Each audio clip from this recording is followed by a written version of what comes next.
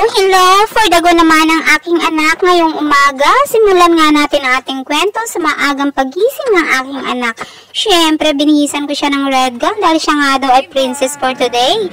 Today is reading month day na ginanap dito ngayon sa aming paaralan. As you can see, mga nakabook characters ang mga bata at ganun din ang mga teachers and of course ang makisig and gwapong-gwapo namin principal na always on the go. Sago-sago ang pawis nga naman. Sabi nga ng asawa ni Tarzan na si Jane. Si Jane, tama ba ako?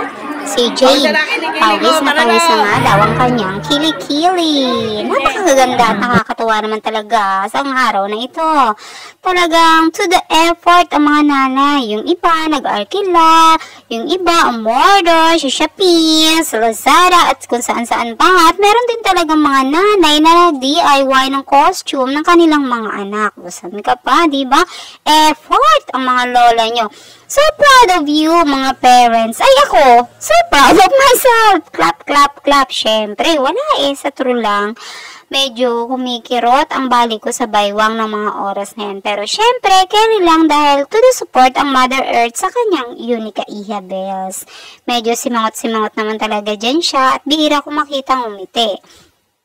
Kaya tinanong ko nga kung bakit ka sad anak at sabi niya sa akin, sana mama, naka-costume din ako tulad nila.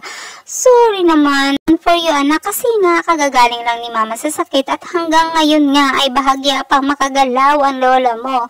Bawi na lang tayo sa mga susunod pa. For now, just enjoy na lang anak and be thankful kasi naman kahit pa paano ay okay naman ang suot mo, diba? So ayun, okay na din siya.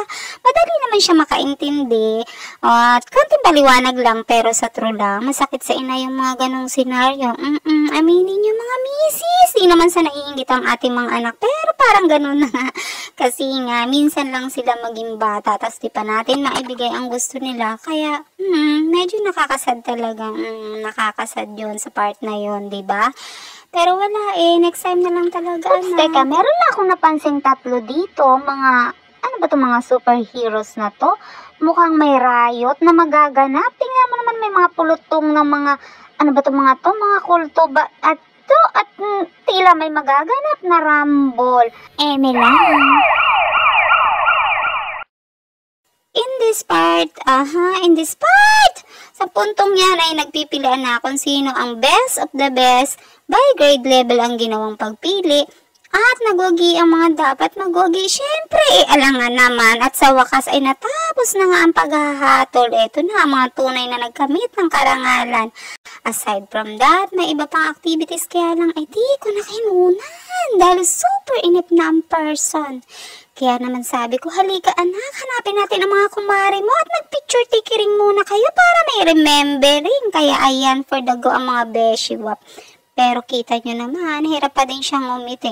Siguro, idagdag pa rin natin ang kagagaling lang kasi niya sa sakit at hindi pa siya masyadong okay. Pagkatapos namin dyan, ay iniyaya ko na siyang umuwi at pumayag naman siya. Dinaanan namin ang kanyang pinsan para may kalaro siya sa bahay. Hindi nga lang pala siya bumalik nung hapon dahil napapagod na daw siya. At eto nga, bagsak na siya. Kahit di pa siya kumakain, ayan, di pa kumakain ng aking bebihan, hayaan ko muna siya makatulog para makapagpahinga at mamaya gigisingin ko para kumain. So, ayun na nga, Maribels, hanggang dito na lang aking istorya for today's video. At kung narating mo hanggang dito ang aking video, maaari bang pakilike naman at pa-subscribe na rin para more update every time na mag-a-upload ako ng mga bago kong video. That's all. Thank you. Happy lang. Mwah.